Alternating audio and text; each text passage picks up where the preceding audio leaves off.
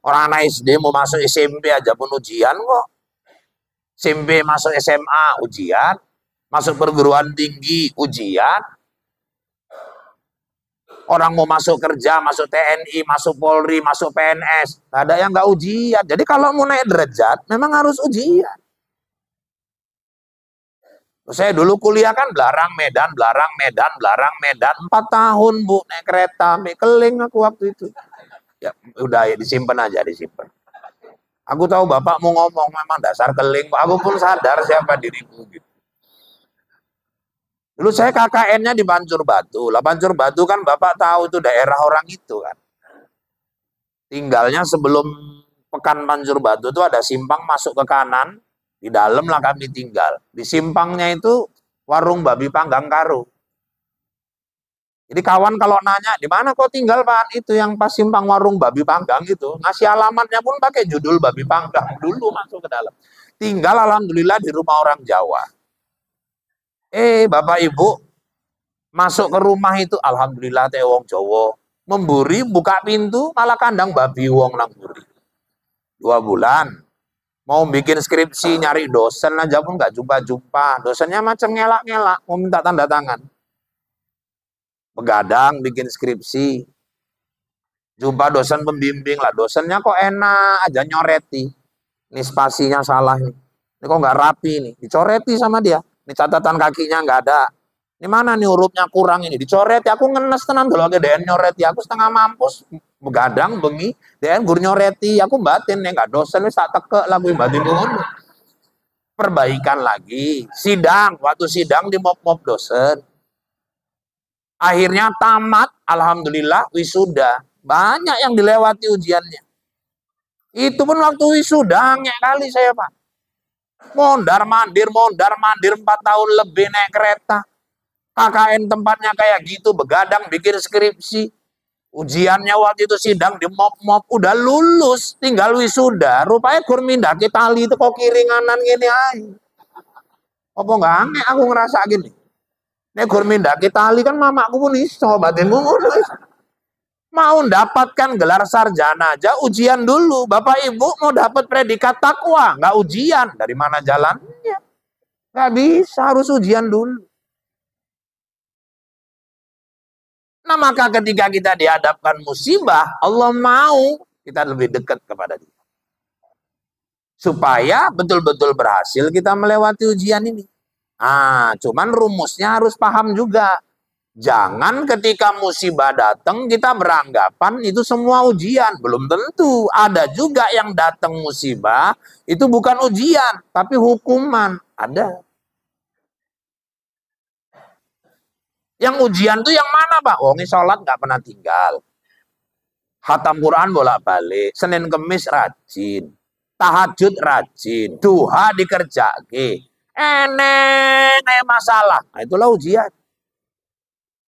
Tapi nek kerjane maksiat, terus mangan duit rakyat, korupsi, kerjane judi, kerjane si maksiat, wedoan, si jauh dari Allah, kerjanya selalu berbuat dosa. Dapat musibah, tahu-tahu ngomong, aku lagi diuji Allah, diuji cocotmu itu diuji. Lagi dihukum Allah. Jadi musibah itu ada yang bentuknya ujian, ada yang memang hukuman. Siapa yang dapat ujian hukuman, tergantung siapa yang nerima. Umat Nabi Nuh banjir besar, itu kan hukuman.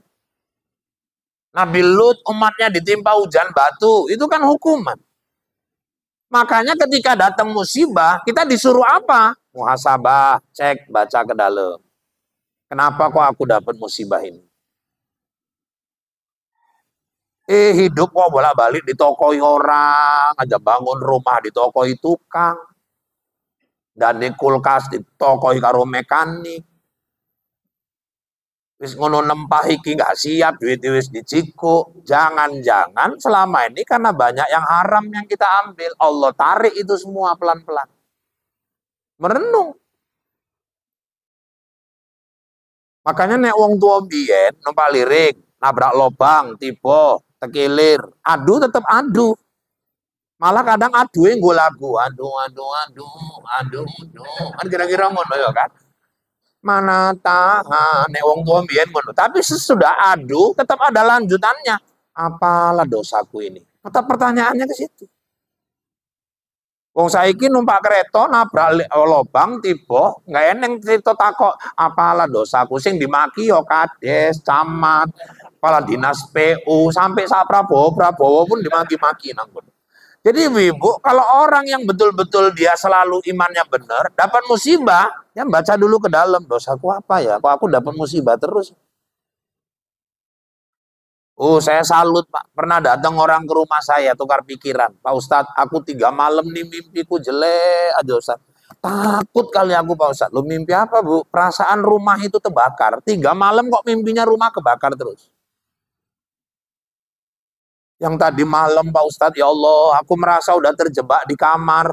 Tak gendong anakku. Api nggak tahu lagi mau keluar dari mana, udah dikepung api kami. Toto api itu kok makin mendekat, ku peluk anakku, salah aku jerit, ya Allah. Tahu-tahu sadar, betul Pak, aku lagi meluk anakku.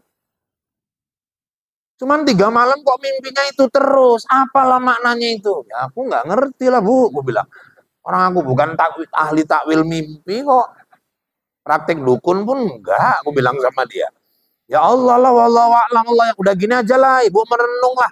Mana tahu mungkin tak ada yang haram-haram selalu dibawa ke rumah. Entah yang di rumah tuh ada yang salah. Entah barangkali ada janji ibu nggak tertunaikan. Coba sama bapak diskusi, ingat-ingat. Mungkin ada dosa kita. Allah lagi negor. Oh gitu ya Ustaz. Coba lah, mana tahu. Kalau saya nggak ngerti-ngertikannya bu, pulang. Patang dino, balik deh. Ih, memang betul lah dapet jawabannya Pak Ustaz. Udah dapet bu? Iya. Ih, saya diskusi sama bapak merenung-renung apalah dosanya ini. Apa Allah ini mau bakar rumah kami? Kami renung-renungkan, bisa jadi nih. Kenapa? Kami sadar Pak Ustadz sama suami, rupanya udah 7 tahun kami nyuri arus listrik di rumah. Kami kerjain meteran itu Pak Ustadz. Terakhir kami mas suami mikir, apa Allah marah ya Dek? Nanti takutnya terbakar betul rumah kita ini. Mungkin Allah lagi negor kita. Berarti kan kami 7 tahun selama ini Pak Ustadz masak di rice cooker, nasi yang kami makan hasil mencuri Pak Ustadz. Berarti selama ini kami mandi pakai air Shimizu, airnya itu naik dengan mesin pakai listrik. Berarti airnya hasil mencuri Pak Ustadz. Berarti selama ini kami ngambil air di dispenser, itu juga hasil mencuri. Berarti yang kami nikmati dari kulkas selama ini, itu semua hasil mencuri Pak Ustadz. Jadi 7 tahun lah kami ini udah mencuri di rumah kami sendiri Pak Ustadz. Akhirnya aku panggil tukang listrik, suruh bongkar semua, perbaiki. Udah, hidup yang bener aja. Kalau memang kita pakai, kita bayar tiap bulan. Gak ada lagi mimpinya Pak Ustadz. Yang salut saya, dapat dia nyari di mana dosa dia. Ini yang jarang orang lakukan ketika dapat musibah merenung. Dosaku apa? Selalu nyari kambing hitam. Di Binjai ada mantan Kapolsek. Opname di rumah sakit. Udah seminggu mantan-mantan anak buahnya datang, komandan sakit, opname, yuk jenguk. Baik masuk, Assalamualaikum Dan, Waalaikumsalam. Gimana Dan, ada kurangnya? Alhamdulillah mulailah berangsur-angsur. Apa kata dokter sakitnya Dan? Kata dokter aku kena penyakit penyempitan jantung. Udah gini aja lah Dan. Bagus ke Penang aja, ke Penang. Ini dokter sini nggak beres ini Dan. Suka-suka hati orang itu aja. Lo kalian kok bilang kayak gitu? Lo kok gampang kali bilang penyempitan jantung? Kami tengok ya, macam mana komandan dulu waktu tugas. Makan yang lemak nggak mau. Kalau kita singgah ke tukang bakso, kami makan bakso, komandan cuma minum jus. Coba, saya tengok makan santan pun komandan nggak mau. Olahraga rajin, tiap pagi jalan, kadang goes. Dah, apalagi dari mana jalannya sakit jantung? Dokter sini memang asal orang komandan ngerokok aja pun enggak kok. Renung-renungkan memang iya, tapi kupikir-pikir wajar juga aku sakit jantung. Loh dari mana jalannya Dan? Tapi komandan ngerokok aja pun enggak ya, aku ngerokok memang enggak. Cuman kan kita waktu dinas kita sering nerima uang rokok, kata dia. Rupanya enggak ngerokok, nerima uang rokok bisa sakit jantung juga, Pak. Cuman yang salut, dia merenung gitu, dosaku di mana? Jadi ketika kita dapat musibah yang diperintahkan Allah, coba baca dirimu itu. Kenapa musibah ini menimpamu? Apakah ini memang betul ujian atau memang ini hukuman dari Allah? Ayo kita merenung. Nah, Pak Ustadz, sekarang misalnya lah, setelah direnung-renungkan, ternyata ujian itu, setelah itu memang ujian lah Pak Ustadz. Kami merasa nggak ada kesalahan, dosa, tapi kok datang masalah musibah menimpa. Kami rasa ini memang ujian. Ya, kalau ujian, ngadapinya pilarnya cuma satu. Apa itu Ustadz? Sabar. Karena kan tadi udah saya bilang di awal, hidup ini kan dua macam aja, nikmat sama musibah. Pilar senjatanya syukur sama sabar. Dapat nikmat, bersyukur. Dapat musibah, ya bersabar. Itulah senjatanya. Cuman sabar ini kan enak ngomongkannya, Pak. Alah, nek ngomong sabar yuk. Sopo pun iso. Kena di dia belum tentu sanggup. Kawan saya anaknya kecelakaan, tinggal di tempat. Malam ke-7 saya disuruh ngasih tausiah. Saya sampaikanlah ceramah, oh semangat saya Pak, waktu itu ceramahnya berapi-api, cuman nggak berasap. Cuman waktu itu saya bilang, Bapak Ibu yang dirahmati Allah, ini ujian Allah. Kita cinta sama anak loh, tapi Allah lebih cinta. Kita sayang sama anak, Allah lebih sayang. Nggak ada kita berhak merasa memiliki, karena hakikatnya yang memiliki dia. Ini hari kita merasa belum puas berkumpul sama dia, tapi kata yang punya, udah saatnya dia aku tarik. Nggak ada jalan lain, sabar. Ketika saya di mobil aku merenung, ini lantaran kena di dia. Kalau anakku yang kejadian, rasa aku pun nggak sanggup. Sabar tuh enak ngomongkannya, ngamalkannya setengah mati. Udah 3 Jumat, Waijah nggak wirid-wirid. Ketua wirid ngomong, coba sekretaris sama bendahara nanti singgah ke rumah Waijah lah. Udah lama nggak wirid-wirid, ku dengar ada masalah. Masalahnya apa Kak? Udah kalian kesana aja. Ya nggak enak lah Kak kalau nggak tahu ceritanya. Udah kesana aja nanti tahu itu. Kasih bocoran sedikit kenapa sih Kak? Udahlah sedikit aja. Sini. Nama? Lakinya kawin lagi. Oh, singgah ke rumah Waijah. Assalamualaikum Wak. Waalaikumsalam. Kalian? Iya Wak. Tekon di Bali Wirid nangge Marni Wak. Oh iya, semua iki yo. Iya. Ya Kong. Wisui ketoke Wak nggak wirid ya Wak. Neng nggak sempet. Lo Wak kok nangis Wak? Alah, kalian kan pura-pura nggak ngerti Wak. Ada masalah apa sih Wak? Alah, sak Medan Kriyo wis ngerti kabeh cerita nek keliling pura-pura tenan Wak, kami nggak ngerti. Tapi kakangmu kawin meneh karo rondo glugur rimbun kae. Oh, cantik ikhlas aku sabar Wak, sabar. Iku ujian teko ling poso. Nek riko sabar, munggah derajat riko ning arep ling poso. Yang penting ikhlas. Coba kita njaluk karo ling poso. Kowe meneng cocotmu tak tapuk cangkem. Awak kok ngomong ngono, kowe iso ngomong sabar uduk bojomu ling kawin meneh. Nek bojomu sabar kowe. Yo nek den kawin meneh yo tak tikem Wak, mangkan. Sabar itu enak ngomongkannya, tapi berat ngamalkannya. Tapi apa kata Allah di Quran? Wa basyiris sabirin. Ku kasih kabar gembira kalau kalian sabar. Macam mana belajar ilmu sabar itu Pak Ustadz? Ya yakinkan, kita memang nggak punya apa-apa, nggak punya daya apa-apa. Hidup kita dalam genggaman Allah. Semua yang terjadi di bumi ini atas kehendak Dia. Pahit, manis, baik, buruk yang datang sama kita. Hakikatnya semuanya Allah dalam keputusannya. Nggak pernah lepas sifat Rahman Rahimnya. Dia tetap Maha Pengasih, Maha Penyayang. Makanya ketika yang datang pahit, itu juga bentuk kasih sayang Allah. Kayak dulu pernah saya ceritakan, kadang-kadang kita doa aja minta. Belum tentu yang minta A yang dikasih A. Kadang minta A yang dikasih B. Macam cerita anak lajang dulu itu. Yang 35 tahun umurnya Pak kerja, aja nggak mikirkan nikah. Udah 35 tahun baru sadar, naik udah karir, udah hampir manajer. Aku udah kayak gini gaji besar, nggak nikah pun untuk apa? Tapi orangnya taat kali Pak, 5 waktu ke masjid. Mulai sadar dia butuh nikah, asal doa digantinya doanya, ya Allah, aku mohon kasihlah aku jodoh yang kaya, pinter, cantik. Kaya, pinter, cantik. Itu aja doanya. 5 tahun sampai umur 40 nggak terkabul-kabul. Orang doanya berat kali. Yo abot lah, jaluk kok sing koyo, pinter, cantik. Wis sempurna tenan lah itu. Nek eneng koyo ngene siji meneh aku karo Endro pun mikir kok. Cuman kan payah nyari yang sempurna, betul loh. Kadang kaya, pinter, nah ini hancur. Enel yang koyo, cantik, pau. Pelonga, pelongo, ketak, ketip, mau tau-tau ngences. Enek juga pinter, cantik, tapi miskin. Dia minta tiga-tiga, kaya, pinter, cantik. 5 tahun gak terkabul. Milih-milih. Umroh ke Tanah Suci. Doa di Raudhah, doa di Masjid Nabawi. Pindah ke Mekah, doa dalam Masjidil Haram. Depan Ka'bah, Multazam, Maqam Ibrahim, Hijri Ismail.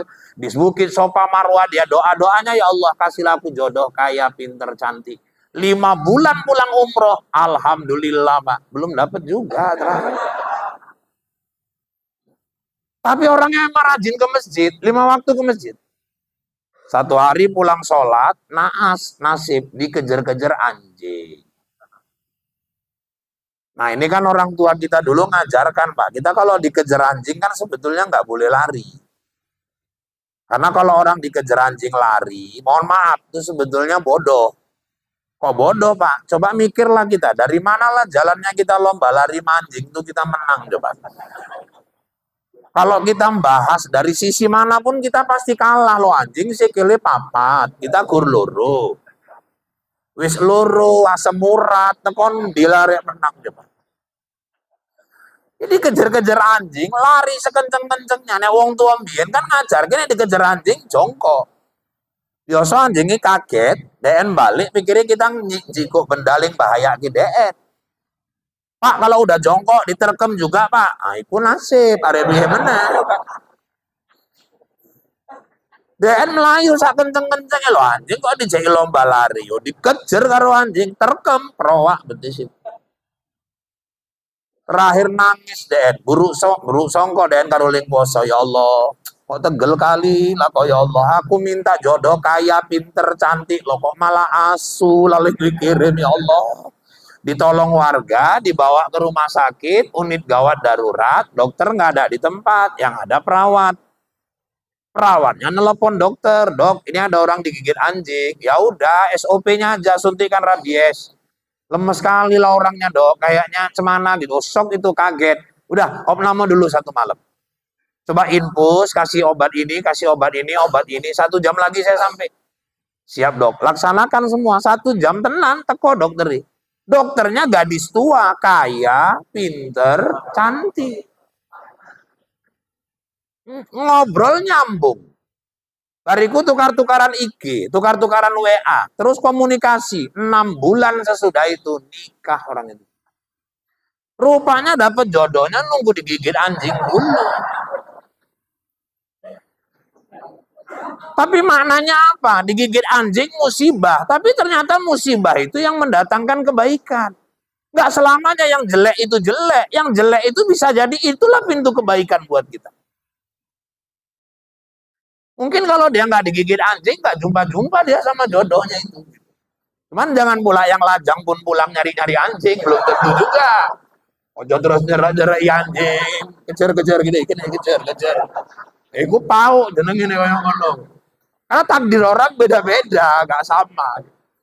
Jadi bapak-bapak, ibu-ibu yang dirahmati Allah, nah itulah maknanya, artinya ujian itu memang Allah berikan sama kita, ketika dia bentuknya memang adalah satu bentuk ujian, hadapi dengan sabar. Tapi kalau dia hukuman Pak Ustadz, sadar kita ada dosa, kita banyak dosa, ini mungkin hukuman, ya solusinya taubat. Salat sunat taubat, minta ampun kepada Allah. Allah ini ya Allah, luar biasa kali. Beda kali sama kita, Bu. Harus ketika kita minta ampun taubat sama dia, mindset yang kita tanamkan itu di kepala kita, pasti Allah ampunkan. Pasti. Kenapa? Karena yang nggak diampunkan itu cuma dosa syirik. Tapi jangan main-main taubatnya ya, nasuha. Pasti. Coba kalau kita sama manusia, Pak. Aduh, 99 kita buat baik. Di kampung ini. Kita belikan ambulan untuk orang kampung. Kita bantu masjid. Makin miskin tiap tahun kita bantu. Udah, Bapak Ibu yang dirahmati Allah. Ada TPA tempat pengajian Quran. Kita bayarkan gaji gurunya di kampung. 99 kebaikan. Sekali bapak silap, terjadian buat dosa, ketangkep sama perempuan, 99 kebaikan tuh habis di mata orang. Itulah kalau manusia. Tapi kalau Allah, 99 kita buat dosa. Sekali aja kita betul-betul minta ampun, habis 99 dosa. Maka dekati dia. Ketika kita dapat musibah yang kita anggap hukuman, segera minta ampun kepada dia. Pasti Allah ampuni. Yang penting jangan ulangi kesalahan. Taubatnya nasuha. Betul-betul minta ampun. Jadi bapak-bapak, ibu-ibu sekalian yang dirahmati Allah, ini satu bentuk ujian dalam hidup. Nah, bisa dia ujian, bisa dia hukuman. Ujian dengan sabar, hukuman dengan bertobat dan makin mendekatkan diri kepada Allah. Terus ketika dapat nikmat, bersyukur. Syukur itu kayak mana, Pak? Nerima nikmat, tapi nikmatnya itu dijalankan di jalan yang dicintai yang ngasih nikmat. Makanya saya berani bilang, ini yang datang ini hari ini, kemarin dengarkan ceramah, insya Allah, semuanya ini orang-orang yang di sisi Allah, orang yang bersyukur. Amin. Kalau Ustaz, jangan cari-cari muka lah. Saya udah punya muka, Pak. Ngapain saya cari-cari muka lagi? Kenapa kok saya bilang Bapak Ibu ini semua orang yang bersyukur loh. Kalau ngikutkan perasaan, ngikutkan hati, ngikutkan nafsu, habis subuh mau tidur lagi enak. Habis subuh mungkin mau ajak anak-anak ke Free Day atau kemana jalan bisa. Mau cari sarapan kemana yang paling enak, ajak keluarga bisa.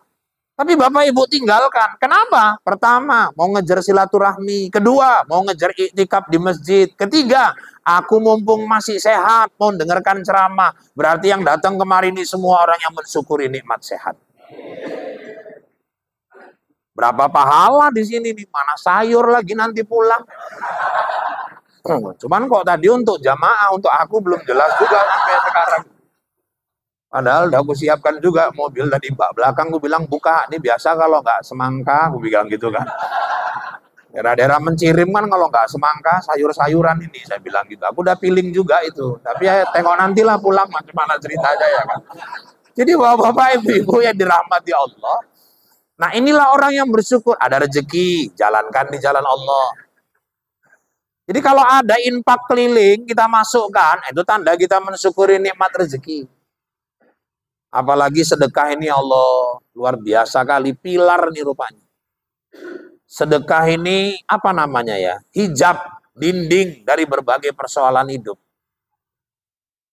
Sayyidu arzaqona bisadaqah, pancing rezekimu dengan sedekah.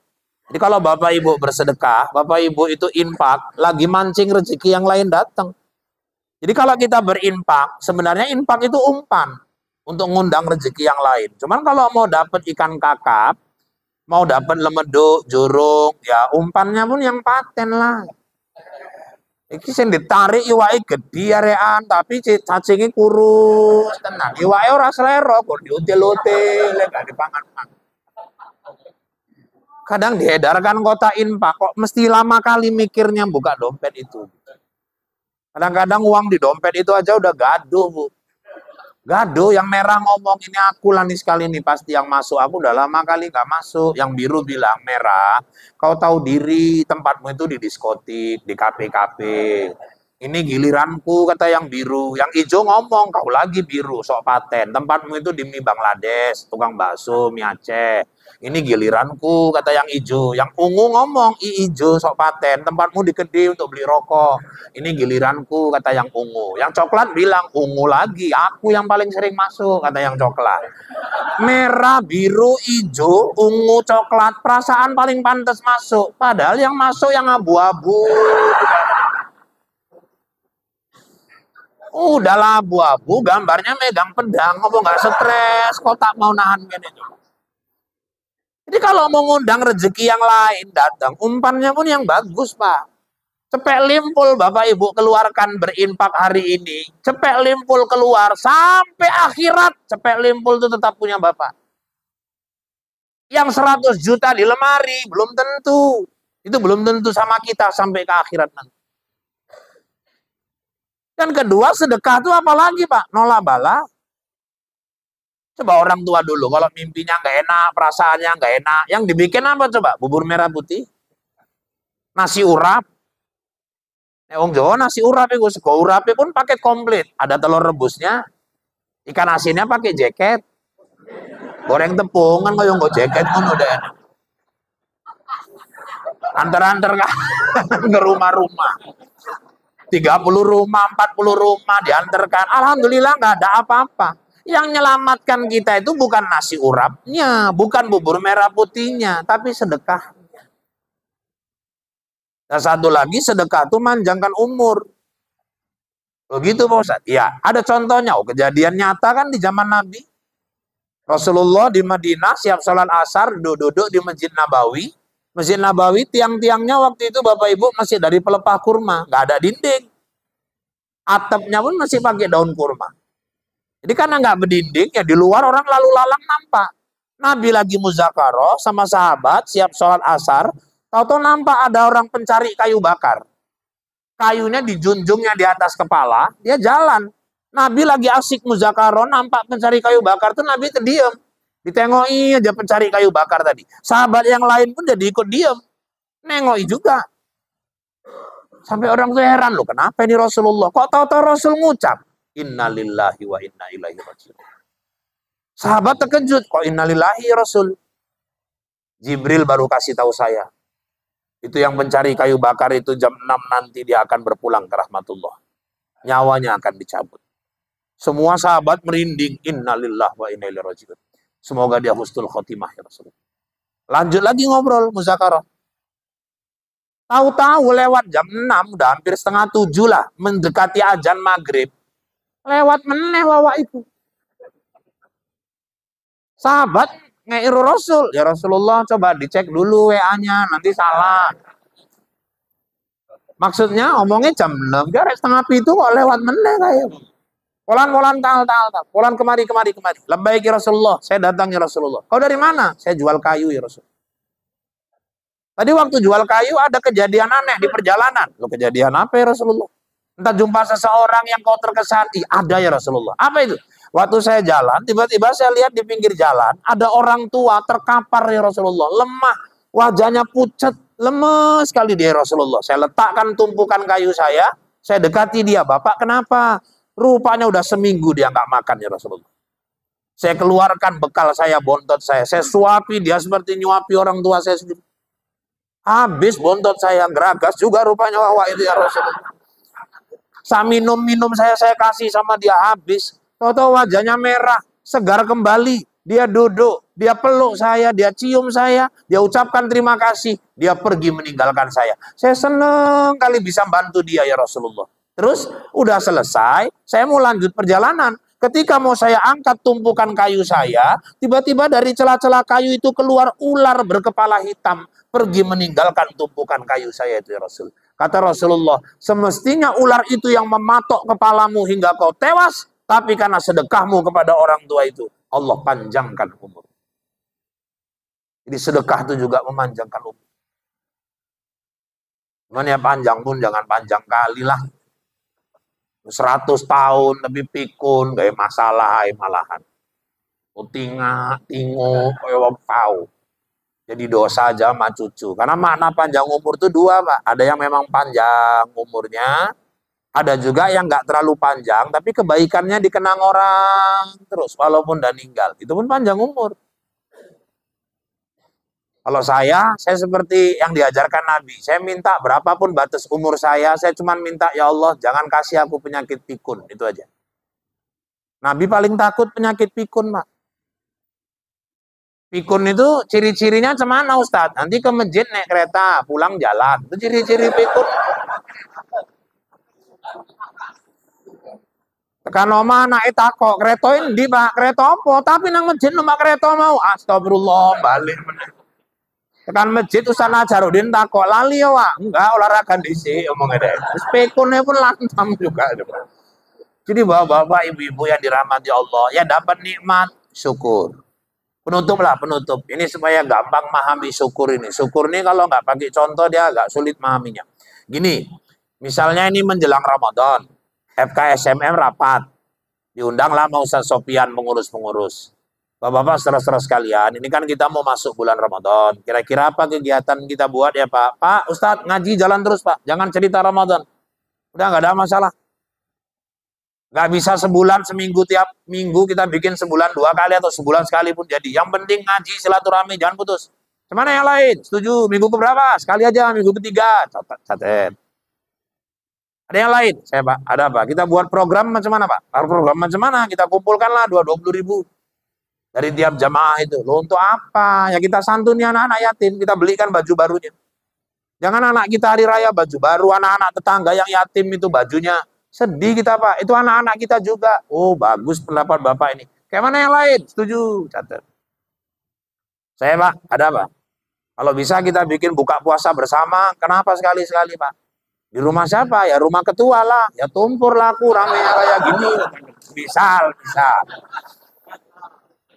Nah gini Pak Ustadz, maksudnya Pak Ustadz nyediakan bukaannya aja, nanti tenda kita tanggung sama-sama, nanti nasi kami bawa masing-masing Pak, kayak acara-acara punggahan itu. Oh nggak apa-apa lah kalau kayak gitu. Kayak mana yang lain? Setuju, catet.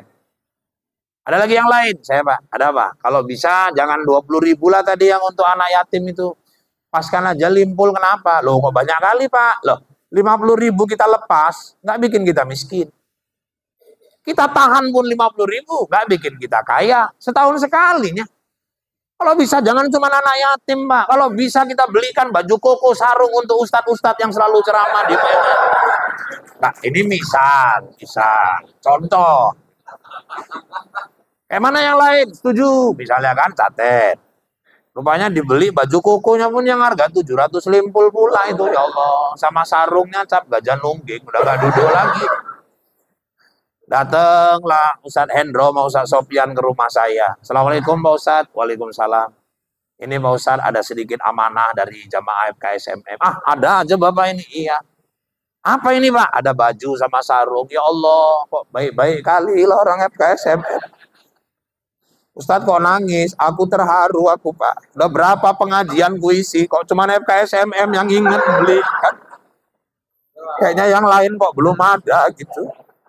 Ala orang itu cuma ngasih baju mas sarung aja. Kok Bapak bilang baju mas sarung, kayak mana saya balesnya coba? Mereka nggak minta bales Pak Ustadz, mereka minta doa aja. Ya saya doakan keluarga besar FKSMM dimurahkan rezekinya oleh Allah. Ojo amin disi baju urung dituku. Baju ibu nanti, sarung ibu nanti. Amin. Iki contoh, urung kejadian. Terakhir saya terima baju mas sarung tadi. Entah cemana rupanya habis Idul Fitri, saya lagi disuruh ngisi FKSMM. Saya teringat, saya pakailah baju yang mereka kasih biar seneng. Saya pakai baju itu sama sarungnya.